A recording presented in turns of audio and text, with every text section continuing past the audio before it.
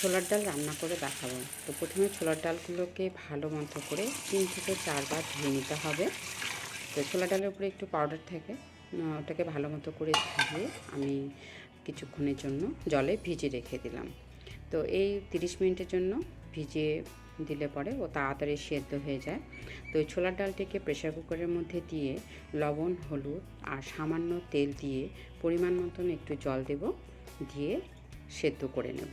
তো 2 থেকে 3টা সিটি দিলেই ভালো মতো করে সেদ্ধ হয়ে যাবে। একদম যেন গলে না যায় সেদিকেও আবার খেয়াল রাখতে হবে। তো সেদ্ধ হয়ে গেলে, এটা আমার 3 নম্বর সিটি ছিল। তো এটাকে এখন নামিয়ে রাখি, ঠান্ডা করে নিয়ে তারপর ঢাকনাটাকে খুলে নিলাম। খুলে নিয়ে দেখুন এরকম হবে আর কি, সেদ্ধটা পুরোপুরি গলে যাবে না। তো এটাকে একটা বাটিতে নামিয়ে রাখলাম। আর ওই প্রেসার কুকারটাই ধুয়ে আবার গ্যাসে বসিয়ে দিলাম। দিয়ে এর মধ্যে পরিমাণ মতন তেল দিয়ে, আমি তেলটা সরষের তেলে রান্না করছি, আপনারা সাদা তেলও রান্না করতে পারেন।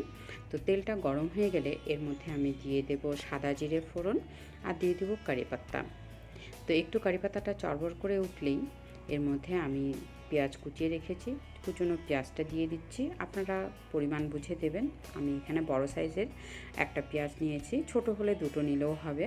তো পেঁয়াজটা হালকা হালকা করে ভেজে নিয়ে এর মধ্যে বড় একটা টমেটো দিয়ে দিচ্ছি। তো টমেটোর বীজগুলো ফেলে দিয়েছি, শুধু টমেটোটাই দিয়ে দিচ্ছি। তো পেঁয়াজ আর টমেটোটা আরেকটু ভেজে ভেজে নেব। তো ভেজে নেওয়ার পর এর মধ্যে দিয়ে দিচ্ছি লবণ।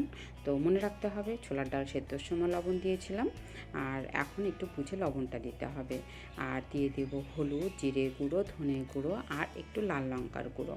তো দিয়ে এটাকে আরেকটু এরম মিডিয়াম ফ্লেমের মধ্যে আরেকটু কষিয়ে নিতে হবে, মানে হালকা হালকা করে ভেজে নিতে হবে। আর তারপর দিয়ে দিচ্ছি এর মধ্যে আদা বাটা আর রসুন বাটা। অল্প অল্প করে দেবো, বেশি দেবো না। ছোলার ডালটা এইভাবে রান্না করে দেখুন একদিন, খুব দারুণ টেস্টি হয় খেতে। এটা ভাত, রুটি, পরোটা, লুচি যে কোনো সাথেই খাওয়া যায়। আর ডায়াবেটিক পেশেন্টদের জন্য তো খুবই ভালো ছোলার ডাল। আর যেহেতু কারি পাতাও দিয়েছি, কারি পাতাও তো ভালোই, সুগারটা অনেকটাই কম হয়। তার সেদ্ধ করা ডালটা এর মধ্যে ঢেলে দিলাম। তো দিয়ে আবারও একটু কষিয়ে নেব, নাড়াচাড়া করে নেব। দেখতেই পেলেন ডালের মধ্যে বেশি জল ছিল না, এই জন্য আমি আরেকটু গরম জল দিয়ে দিলাম। দিয়ে এটাকে আবারও কিছুক্ষণ ফুটিয়ে নেব। ফুটিয়ে নেওয়ার পর এই তো আমার রেডি হয়ে গেল ছোলার ডাল। দারুণ টেস্টি হয়েছে খেতে। তো আপনারা বাড়িতে ট্রাই করে দেখুন আর আপনাদের ফিডব্যাক আমাকে জানান। থ্যাংক ইউ, সবাই ভালো থাকবেন, টাটা।